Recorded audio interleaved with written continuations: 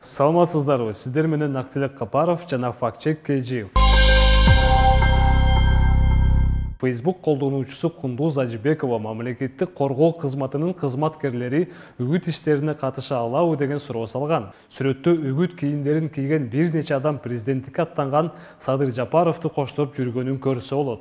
Негизи мындай кадам мыйзамга туура келбейт. Президенти жана Жогорку Кеңештин депутаттарын шайлоо жөнүндө мыйзамынын 21-беренесинин 1-пунктунда мамлекеттик кызматкерлерди үгүт иштерине тартууга тыюу салынган. Мындан тышкары, мамлекеттик күзөт жөнүндө мыйзамынын 15-беренесине ылайык, мамлекеттик коопсуздук органдарынын кызматкерлеринин кызматтык милдеттерине байланышпаган функцияларды аткарууга тыюу салынат. Сүрөттөгү үгүт жазуусу бар кийим кийгендер чын эле мамлекеттик коргоо кызматынын кызматкерлериби? Текшерип көрөлү. Үгүт кербенине президенттикке талапкер Жапаровду дайыма бир нече адам коштоп жүрөт.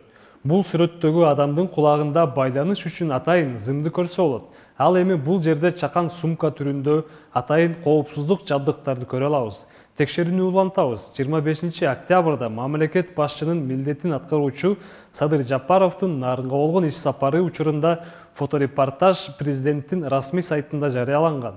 Сүрөттөрдүн биринде мамлекеттик күзөттүн кызматкерин көрө алабыз. Ал кийген курткадагы логотип бизди өзгөчө кызыктырды. Андан соң Садыр Жапаровдун таластагы үгүт кербениндеги тасмасын көрөбүз. Ошол эле куртка кийген кызматкер жүздөрү куюп койгондой окшош. Биз Жапаровду коштогон дагы бир адамды таап алдык. Бул жерде ал Баткендеги сапарда арт жакта түшүп калган. Ал эми Садыр Жапаров менен таласта үгүт иштерине аралашып жүрөт.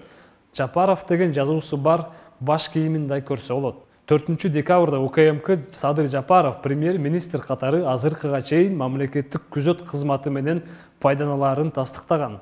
Ошондо ал үгүт иштерине мамлекеттик күзөттү тартуу менен мыйзамды одоно бузуп аткан жокпу? Ал эми үгүт кийимдерин кийген күзөт кызматычы?